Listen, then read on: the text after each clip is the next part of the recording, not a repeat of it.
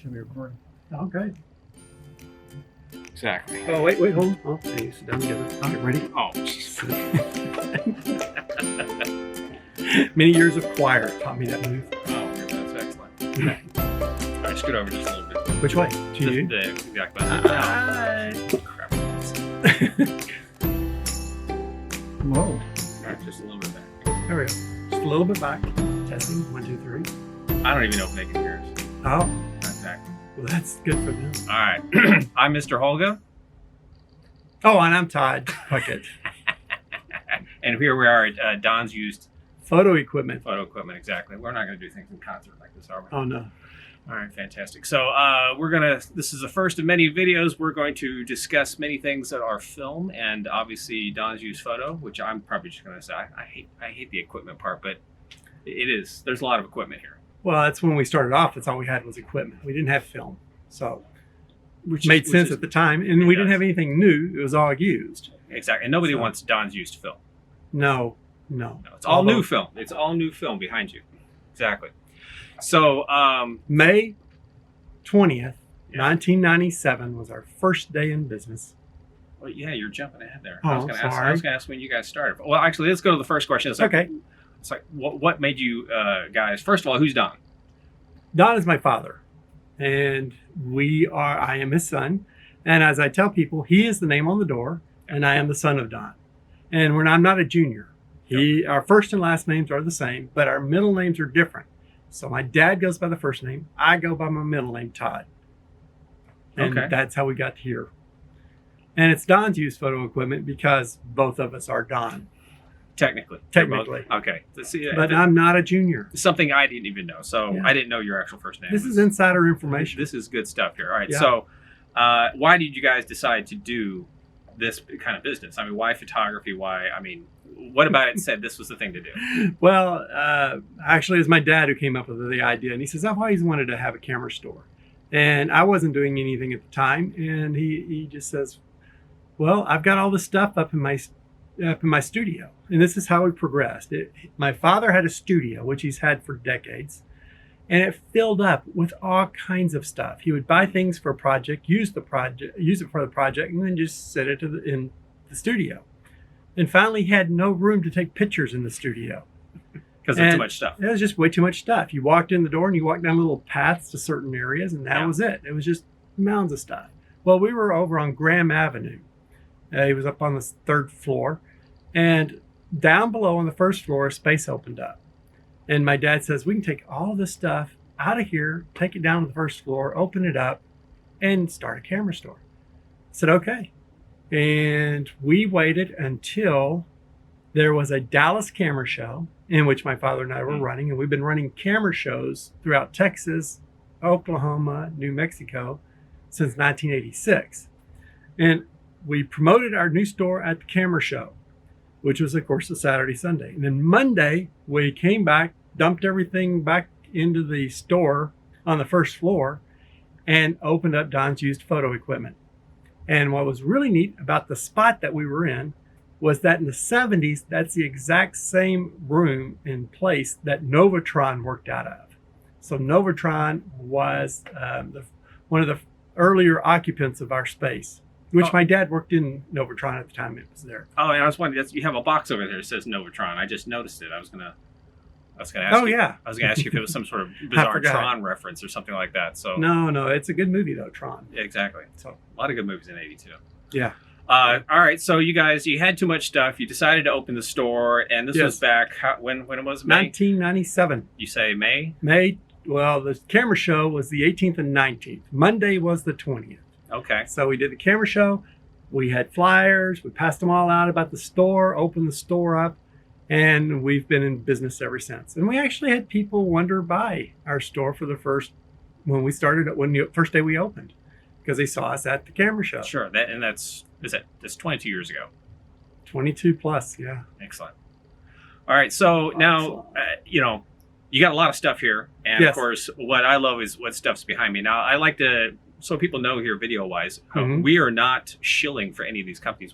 I use a lot of film. Like I said, I'm Mr. Holga. My friends call me Mr. I shoot a lot of film myself. I shoot digital as well, so I'm constantly here getting film. So I mean, Yes. and I've used essentially all of this stuff. And I behind don't me. give him a discount on it either. He So doesn't. just That's the let sad you know. part. I'm not even Yeah. getting paid for this. No. So yeah, he's got a ton of film behind us, and we are actually staring at tons of paper. We're staring at chemistry, darkroom equipment. I mean, this place is full of stuff. This isn't even scraping the iceberg behind us. No. This is a lot of stuff here. So There's probably about 10 times more stuff here now than when we first opened. yeah, and it's a little hard to move around in here too. So Yes, that's sadly true. he's got a motto that he's going to tell you about here in a second. But I'm going to tell you, I actually started coming to this store a few years back, and every time I came into the store, they never sold me anything. Now, sure, I could buy film, but they never sold me what I really wanted, which is a camera. And it's like, well, it'd really be nice if I had this or that or something like that. And they're like, well, we don't have it, or we just sold one, or we. Yep. And it took me about 6 weeks until they finally sold me a camera, and I felt like I was on the in at that point. Do you remember what camera that was? No, but I probably still have it. Do you? You bought it from me, so I don't. I mean, I have since then bought a few other cameras from you guys, but it's like, gosh, what does a guy got to do to get a camera sold to him around here? And it's like, well, it's like you guys are trying to find a good home for the cameras, Mm-hmm. and it's like, okay, he's worthy. He's been in here enough times. He can buy a camera. So, which leads to Yes. the store motto. Well, we have several mottos, but our first and foremost motto is I got tired of people coming in, looking at something, and they'd sit there and play with it, and their first question is, does it work? Yeah. And I thought, well, if it worked, we would charge you more. And that became our store motto. So if it works, we charge more. Yeah. And I mean, I'm sitting here, if I've got it out and I've got a price tag on it, let's say for $100, and it's worth $100, or maybe even 120, and I'm giving you a sell price on it, and your question is, does it work? It's like, well, it would be more expensive if it did. So, and it kind of stuck. So That's a good motto. I like Yeah. it. if it sure beats if you break it, you pay for it. That's old, but it is true. I mean, for the people who we catch breaking in, a lot of them sit it down and run out real quick. Oh, I haven't done that one yet. No, don't, Exactly. That's not because we got you on film now. exactly. So, what is the other store mottos? Oh man, people always ask if we take credit cards, and I tell them, not only do we take credit cards, we give them back. Yeah, I've had that one a few times. Yep. And that's actually a very true one, because one time we had a guy walk out and left his credit card here. And we knew who the guy was. His name's on the credit card. Okay. Well, we knew who he was and knew the name. And so we say, he'll be back. You'll notice him missing. And it was about 4 or 5, 6 months later, the guy comes wandering in, and we're talking to him. Hey, how you doing? Oh, things fine. I said, are you missing anything? He goes, no, why? So go over to the register, go over to the drawer, pull it out, and take his card out, and said, you left this last time you were here. And he goes, that was the last time I used it. Show you how much I missed it.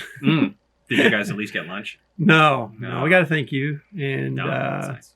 and that's born the motto of, not only do we take the credit cards, That's what we we give give them them back to you, Exactly. even if it takes 6 months. So, And what are some of the other ones? I think those are the main two that I've heard. main two? Yeah. People asked if we have things all the time, and I say yes. We're almost like a real camera store. That's another one I tell people. Yes, phone calls and Yeah. I get called a smart aleck a lot. I wonder. So now you guys buy and sell used camera equipment. So when somebody's Yes. calling you on the phone, they're saying, well, what do you got? You're normally, I think I always hear, it's like, well, you got to bring it in and let's take a look at it. So. we ask them to either bring it in and so we can look at it, or hold it closer to the phone so we can see it better. So, it's really kind of hard, because whenever you buy something, there's so many different things that are involved with purchasing it. Does it work? That's the first question. Yes. And if it works, we do pay you more. And what's the cosmetic condition of it? And something that a lot of these people call mint looks like it's been drugged behind a vehicle for 2 months. So no, seriously, had one guy do that. He said, how much would you pay me for this, an 8x10 wooden field camera? Like a And I Deerdorf. said, No, it wasn't a Deerdorf. It was a different thing, but it was a little less of a field camera per se, but just more of a little compact studio 8x10. And we gave him a price range. So the guy brings it in. Inside of the bellows was a dirt dabbler's nest. Not a little one, a big one about the size of the fist. A dirt dabbler's nest. Dirt dabbler. The wood was worn. You say dirt dabbler? Dirt dabbler. I've always said dirt dabbler. Dirt dabbler. Dabbler? There's 2 B's and an L. 2 P's and an L. Dabbler. Okay. All right. It's at this point, I have to make you guys know we're both SMU alumni. Go Mustangs. Yeah, per night. No, you have to go Mustangs. Go Mustangs. Well, it was then. Now it's Pony Up. And we know why it's Pony Up. Yeah, it's Pony Up. Pony Up, man. How much a semester? Pony Up. I sure hope they put us in the monthly alumni magazine. Yes, and 2 SMU alumni make very bad video on YouTube. Yes. Publicity is good publicity. So the guy demanded that I pay him what I told him over the phone. He said, "That's how much you told me." That's how. He said, "But it's not mint." His response was, "It was 10 years ago when I put it in the barn." No, he really said that. No. Yes, he put it up in the loft in the barn 10 years ago, and it was mint then. Yeah. Okay. That's not anymore. That's 10 years ago. Yeah, so I've been to I'd go 1 or 2 garage sales looking for somebody's used old film cameras, and it's amazing. People think when they've got dad's old Nikon or something like that, they think it is like a $300-400 camera. It must be worth a ton of money, but they don't realize they made millions of these, and it's probably only worth $25. And it's like I just shake my head and like, I'm not paying you $300 for a $50 camera. There's just no way. Yeah. I can't do it. Kodak brownies are not worth $100. Box cameras are not as valuable as you think. They're really cool. They look great. Mm-hmm. But 99% of them are $5 to $20. And we have a wall up here of them. And we do rent them out as props. And they've been in everything. And I mean, we've had things in here that we've rented out that have been in TV commercials for the Super Bowl. I think it was Haverty's that did that. Department store ads. They've been in TV commercials, print ads, fashion ads. Every stage, I think, in the DFW area has rented a prop from us for stage. I mean, the Majestic rented a 4x5 wooden camera with a wooden tripod for their Newsies production about a year or 2 ago. And we've been at the Majestic, the Fair Park. We've been at the Firehouse Theater. They wanted the box cameras for the production of Gypsy, which would be 1920s. And they loved it. And we've been at the theater at over there off in Quadrangle, the theater there, Pocket Sandwich Theater, the main theater in Stage Theater in Fort Worth. Our cameras have been rented to pretty much anything on a stage. Trinity. So we're talking about cameras. And we're obviously not all cameras are made the same. There's a lot of, when you're talking about Nikon and Canon cameras, and we're talking about consumer versions of those cameras, there are millions of them. I mean, could you imagine? It's like everybody in the 80s who had to have basketball shoes and never went on a basketball court. I mean, they made tons and tons of these. So when it comes to camera brands, what are going to be the highest camera brands? I mean, if someone had to say on the phone, "Hey, I've got such and such," which camera brands are going to pique your interest the most? Well, it all depends. It's just, they're not valuable, but I do always need like Canon AE1s, Nikon's FE, student film cameras, Pentax K1000s, things that students can use for classes, because we still have several high schools and junior colleges and universities around here that still teach classes. And we have students coming in all the time around end of August, September, and late January, February. And so we spend 10 months out of the year buying student body cameras and 2 months selling them. But Canon AE1s, Pentax K1000s, Nikon's FEs, F-films, standard SLRs with a 50mm student lens. body camera. Now, other names that pop up that people always say, and a lot of people I think just throw names out just to play with us, but they'll say, "Oh, my uncle left us like this huge bag of Hasselblads. Are they worth anything?" So bring them in and we'll see. Yeah. And I like the old Nikon lenses. They're not as valuable as they used to be, but since the the mirrorless camera craze is going, the best thing that's created was the adapter. So you can sit there and put Nikon lenses on these new Sony mirrorless cameras. That revived the whole used market in that regard. Yeah, I mean, so everybody's wanting to use classic lenses on new digital, and Now there's a story as to why. That's what we've heard. Whether it's true or not, check it out for yourself. But the old film lenses were made because they had to take far more information in through the lens to the film, which is far more gathering of information upon that film surface than digital. The digital lens onto a CMOS. CMOS. Yeah. The CMOS is not able to capture as much detail as a film is on a camera. So the lenses in the early days of digitals didn't have to be that good because it didn't need it to be.